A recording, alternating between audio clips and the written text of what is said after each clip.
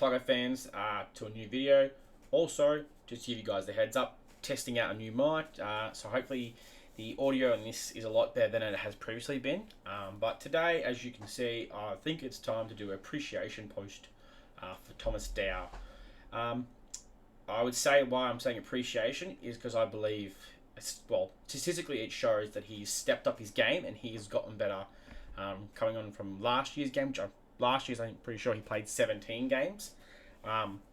So improving from last year is showing signs of growth. Now, a lot of people gave him a lot of flack for last year's season because he wasn't, I think, what they thought he was meant to be, because he was playing the 1A midfield with Taranto and Hopper injured.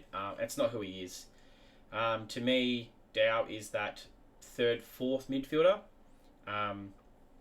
So it is good to see that now that he's playing a role that actually suits Dow as a person, that it's actually working for him. So, and we're seeing as a club the benefit of it. So we'll just do a breakdown a bit of who Dow is, in case you don't know much about him, or kind of giving everyone a bit of a feel into where he is at his career. So, look, he's been in the system for us for 5 years. He was drafted in 2020. I'm pretty sure, what was it? Where is it? I had the body up before. Pick 21. So, end of a first round pick. He's played 41 games. So now we're seeing the improvement from Dow. Is that because he's played nearly 50 games? It's the same conversation we can have about Ben Miller. Ben Miller has now played 50 games, and you can see the difference between a player who hasn't played 50 games and a player who's played, say, 10. Steely Green, for example. Good player, but you can see he hasn't played the 50 games. You can see he hasn't had enough game time in the seniors to understand where to be, what to do. Ben Miller, you can see that. You can see that there's improvement from being in the system and getting better every year. Now, as you can see, Thomson Dow is the exact same. So I always, when he got drafted, I knew his brother was playing for Carlton and his brother was meant to be the better one.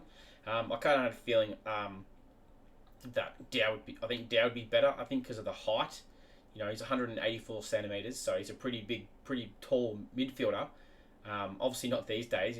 Sam Law's 188, I'm pretty sure. So, but generally, it's a pretty tall mid. So, which is good that he's getting better. So, I'll just go over just a couple of stats. It won't be too long a video. Maybe I'll hopefully just go. I think I'm at 2.5 now. Maybe 5 minutes. But I'm just going to give you the stats between his career and this season and what the difference is between his general career and what he's doing now. So, in disposals, he is below average as a midfielder. Over his career, he's 15.8. So, it's not great, but it's not horrible. Now he is, this season, just this season alone, he is 20.6, which is average for a midfielder. So he's, like we said, he's not the number one, not that 1A midfielder. He's that, third or fourth. So 20 is probably right where he needs to be. I think on the weekend against the D's and the Anzac Eve clash, he had 28. So you can see that he is slowly climbing up in his disposals. So his kicks for his career were 5.7, which is below average. And this season he's 7.6. So, you can see that he stepped it up almost 2 kicks per game, which is still below average for a midfielder. It seems to be a lot of Richmond players seem to be more of a handball than kick. But it's good to see that he's, he's slowly starting to get a bit better. So handballs is where he's actually rated in his whole career above average, which is a good sign. So for handballs, for his career, he's 10.1. For this season, he's 13. So he stepped up his handballs by 3 per game, which is good to see because he's a good kick, but he's not an elite kick. So to me, he's an in and out midfield. So where he's the player you want, get your head down, get the ball and get it out. So it's good to see that he's obviously stepping up his game with the handballs because he seems to be that player now in our club that him and Hopper seem to be the players that really like to get their head down and get the ball out. So marks, this is another improvement. He was below average for his career. He's 2.4. This season he is above average at 4. So that's another good sign. A sign of that. That he's getting himself into positions a lot better and moving around the ground a lot better to get those marks. Now, I'd like to see this a bit higher. I think it's for the whole entire team. But his tackles are for a career 2.3, season 3.1. So he's stepped it up nearly a tackle per game, which is good. Hopefully that steadily grows. Clearances, that one confuses me a bit, but for clearances, he's above average for his career at 3.1. But this season he's 3.6 and it says average. So I'm guessing maybe the way of the AFL is lifted a bit more where they want you to have more. But hopefully by the end of the season that should be probably up to about 3.5. I won't do fantasy points. I kind of don't. I get it. I'll read them off anyway, just in case anybody actually cares about the fantasy points. His average is 53.3. This season he's at 75. So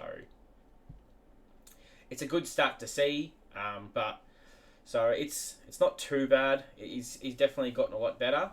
And you can see there is a lot of improvement in his career.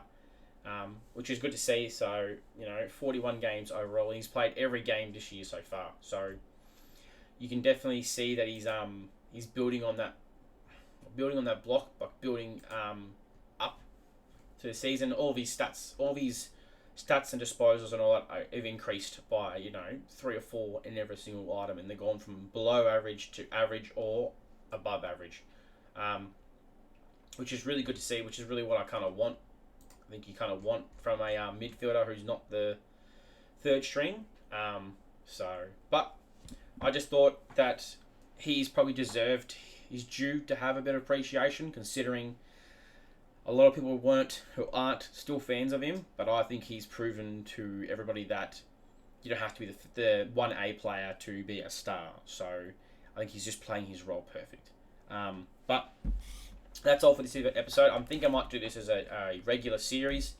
Every couple of games I might pull one player out and, that's showing improvement for the season. So right now we'll just start off with Thomson Dow as the player to have proven me and a lot of other people right that he deserves to be here.